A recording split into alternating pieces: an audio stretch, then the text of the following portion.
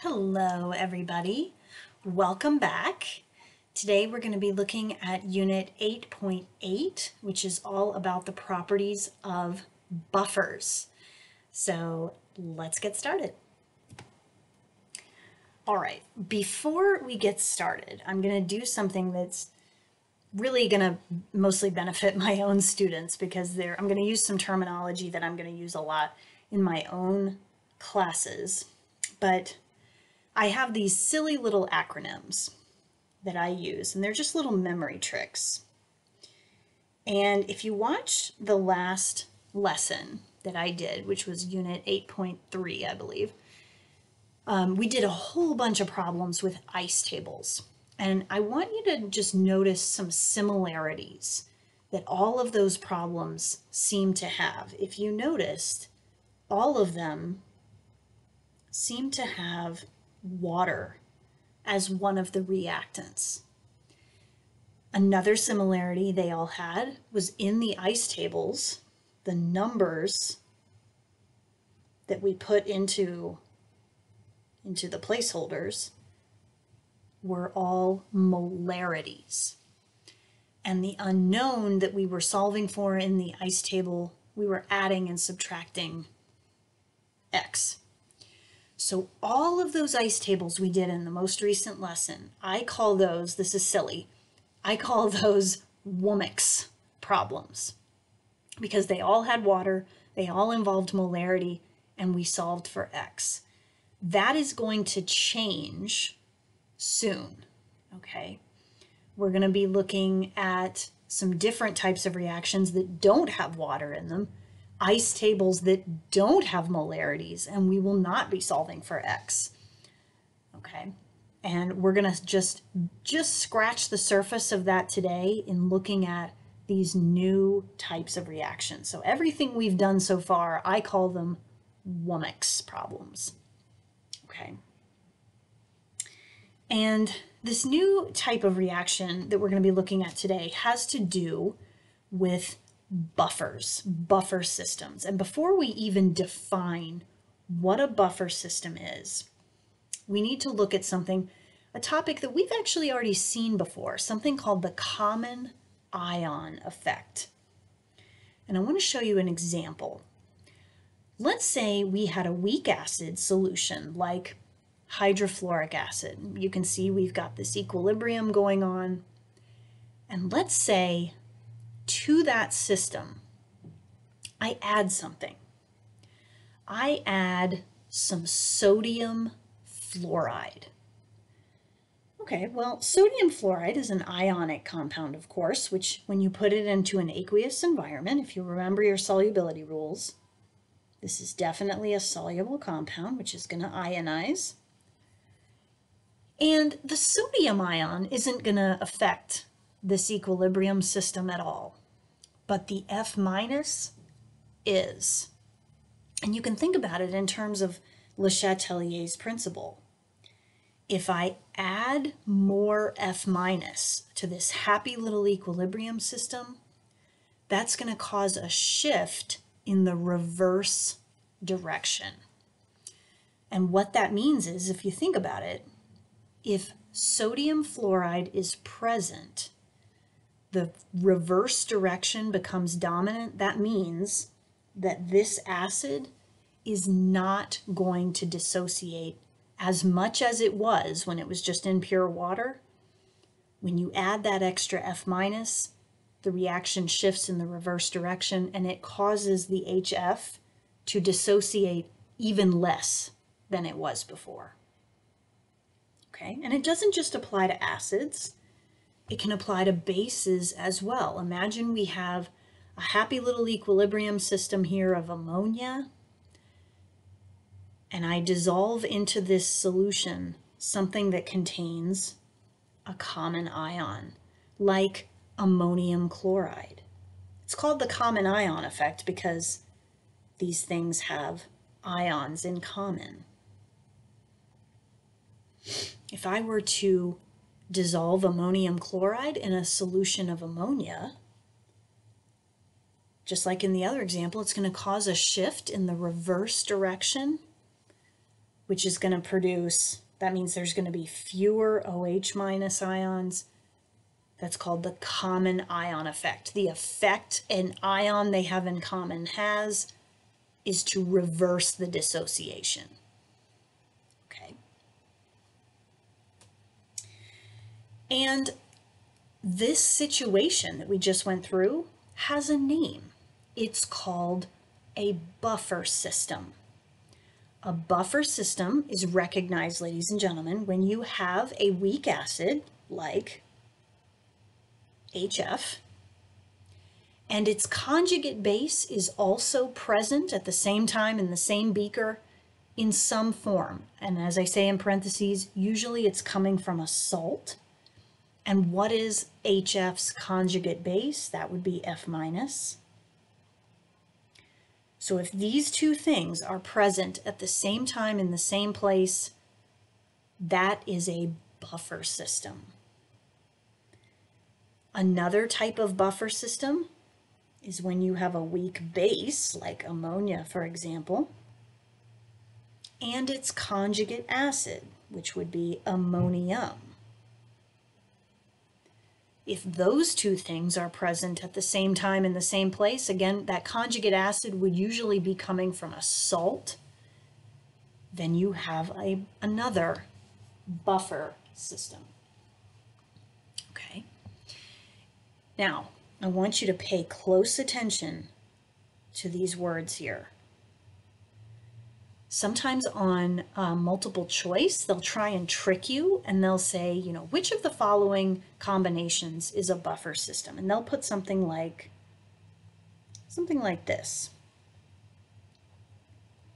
Nitric acid, and maybe they put a salt in there like lithium nitrate. And you might say, okay, a buffer is an acid and its conjugate base, and ooh, there's its conjugate base right there within that salt, which is going to dissolve. But wait. It has to be a weak acid. Guys, nitric is one of our 6 strong acids. So while this might look like a buffer system, it's not, because the acid is not weak. It has to be a weak acid or a weak base in its conjugate acid. Okay. Now, what do buffers do? Okay. The purpose of a buffer, ladies and gentlemen, let me see, do I have it on the next slide? No, I don't. Okay. The purpose of a buffer is that they resist changes in pH. Okay, let me say that again. What do buffers do? They resist changes in pH, and that's a really good thing for us health-wise. Okay, here is an example of a buffer system that we have very commonly in our bloodstream. This is carbonic acid, and that's its conjugate base. This combination is something we have a lot of in our blood, and that's a good thing. Okay, because I want you guys to imagine for a second, okay? Most of our aqueous systems in our body, particularly the bloodstream, are mostly water, okay? The pH of our blood isn't quite exactly 7, but it's close. And the point is that you want the pH of your aqueous systems in your body to maintain themselves. You don't want the pH to change very much, because that can lead to really bad things, okay? So it's a really good thing that we have buffer systems in our bloodstream, because if you were to, say, ingest something that's very acidic, for example, people don't realize how acidic sodas are. Sodas can have pHs as low as 2 or 3. I mean, they are very acidic, which is why people that drink sodas every single day sometimes have a lot of their enamel on their teeth gets worn away, because they're very acidic. If you did not have buffer systems in place in your body, if you ingested something like a soda, which is very acidic, it could cause the pH in your bloodstream to drop, and that would make you very sick, or it could even kill you. But we have these buffer systems in place that can sort of absorb the hit. Okay, it's like eating something very acidic or very basic is like taking a punch. And these buffer systems can absorb that and keep the pH in our bloodstreams nice and steady. So you be grateful that you have buffer systems in place, because they're saving your life every single day. Okay, just wanted to throw that out there. So what we're going to look at is what happens if you were to ingest something that's really acidic. Chemically, how does a buffer absorb that hit? The math associated with this, ladies and gentlemen, is no longer on the AP exam. Okay? All you are responsible for knowing is what is the reaction that's going to occur. Okay, so let's say we have this nice buffer system and we are going to add to it some strong acid. And I'm just going to use HCl, classic strong acid, as the one that we're going to add. This is like the punch that's coming to our buffer system. And let's use the same weak acid buffer system we were using just a minute ago. Hydrofluoric acid and sodium fluoride. Okay, so that's a buffer system. Here's what we're going to do, guys. We are going to list out our major species here. This is a skill I sort of started to talk about, but now we're really going to talk about it big time. For example, we have HCl as our strong acid, but ladies and gentlemen, what do strong acids do? They completely ionize. So in my list of major species, I am not going to write HCl. I am going to write H plus and Cl minus. I'm going to write those ions separately because they do separate. Okay. Water is always a major species, always present. HF, let's think about it. Should I write it staying together or should I break it apart? It's a weak acid. Weak acids don't dissociate much. So I'm going to keep it together. Last but not least, sodium fluoride. It's a salt. It's an ionic salt. It's a soluble salt, if you remember your solubility rules. So as soon as it hits the water, it's going to ionize. I'm going to write those ions separately. And there are my major species. And ladies and gentlemen, we have to look at these players and figure out who in this list is actually going to react. And here's what we're looking for. We're looking for not a Womack's problem. We're looking for a neutralization system. Acid plus base. So let's look at what are even my candidates for things that can act as an acid. Remember the definition of an acid. Acids are things that can give away a hydrogen ion. So what are my possibilities for acids? This can be an acid. Water can donate a hydrogen. HF can donate a hydrogen, and that's it. So I have 3 candidates for acids. How do you know which one to pick? You pick the strongest one. Okay, now I'm going to say something really silly. If HF is in your list, or excuse me, if H plus hydrogen ion is one of the acids in your list, you're going to choose that one every single time. Ladies and gentlemen, H plus is the king daddy of acids. It is the strongest thing there is to be acidic.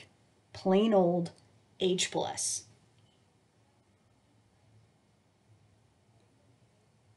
and you can quote me on that. H plus is the king daddy of acids. So that's the one that I'm going to choose. Okay, now let's look at our candidates for bases. Ladies and gentlemen, let's refresh our memory. What is a base? A base is something that can accept a hydrogen. Cl minus can do that. Water can do that. F minus can do that. Okay. Na plus can't do that. Hydrogen ion is positively charged, so is sodium. You're not going to put two positives together. Okay. HF is an acid. It's not going to act as a base. Okay, so I have three candidates again, and this one is not quite as straightforward. So in this case, sometimes it's a little easier to think about, well, what could the reaction look like? So let's see what the reaction would look like if I put in Cl minus.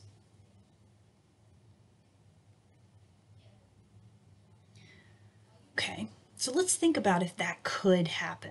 And the answer, ladies and gentlemen, is no. HCl is a strong acid. What do strong things do? They dissociate. They don't form. This is not going to happen. Okay? We are never going to form something strong. Strong things dissociate. They don't form. So that's out. Okay, could it be H2O? Maybe. And that would form hydronium. Okay, now hydronium is interesting. Hydronium is neither weak nor strong. It's right on the border. We knew this one was definitely not going to happen because strong things don't form. H3O plus, maybe. It's kind of on the fence. So let's think of the final possibility.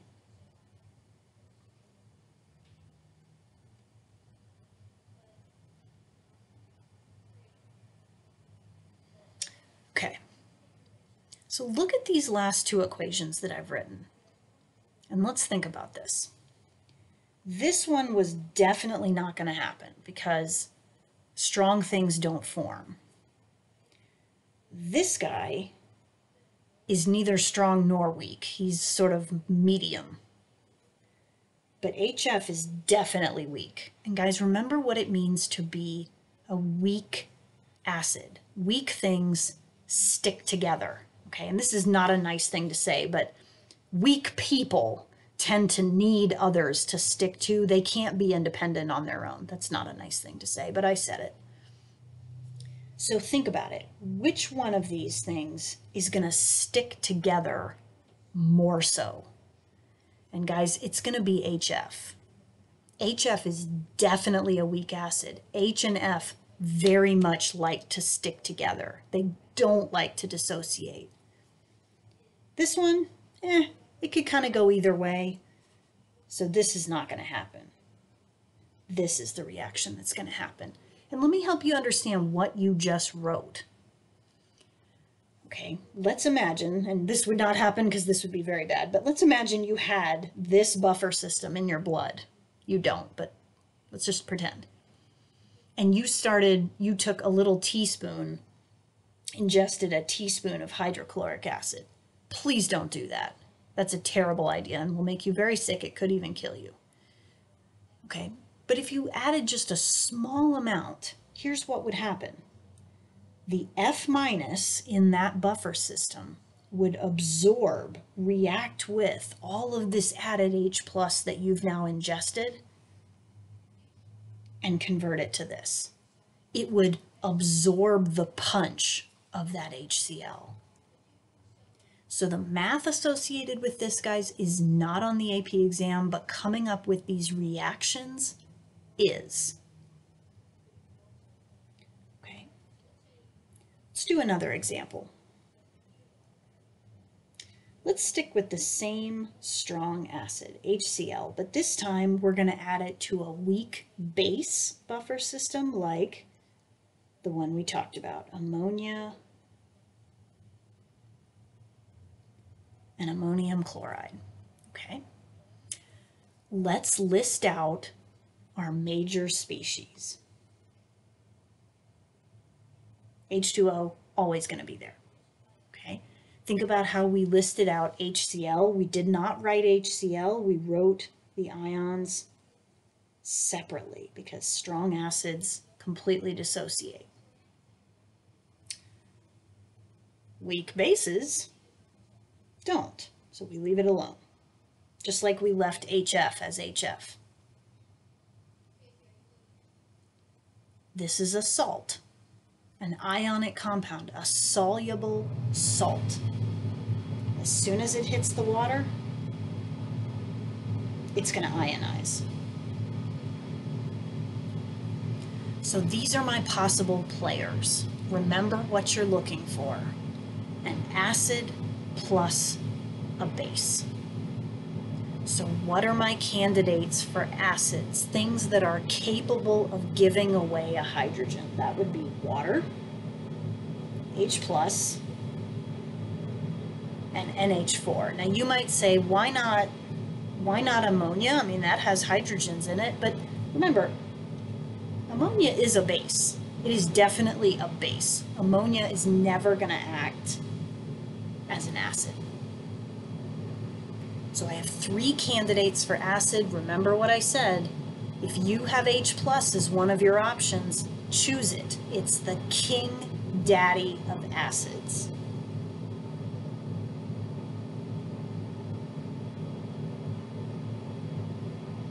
Okay. Let's think about what are our candidates for bases, things that can accept a hydrogen ion. Water can, Cl minus, ammonia, which is a base. Okay, I'm not going to worry about that one. We've already listed Cl minus. I don't need to talk about it twice. Okay, let's think about the fact that I can eliminate that one right away. Because remember, if I put Cl minus into my reaction, it's going to form HCl. That's not going to happen. So between these two, let me ask you this. Water versus ammonia.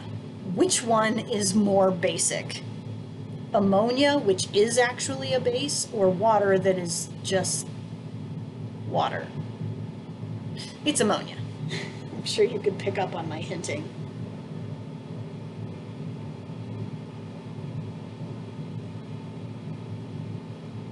There's my reaction.